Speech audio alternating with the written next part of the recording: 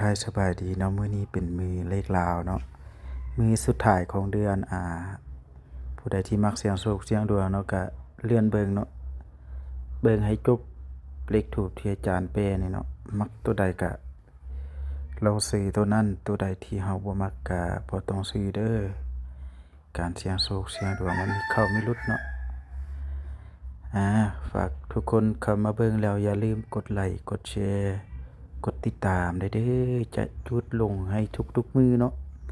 ในช่อง YouTube นี้จะลงเลขทูปทุกๆมื้อผู้ใดที่มักเบิ่งเลขทูปมักเสี่ยงโชคมักเสี่ยงดวงก็กดติดตามไว้เลย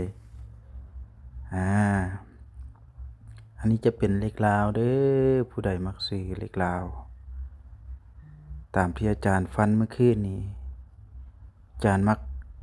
ไทยเป็ดในมื้อนี้ตามที่ฟันมักไทยเป็ดแต่ว่าจุดทูปมันออก7723เนาะก็เลยเป้ไปมาเนาะ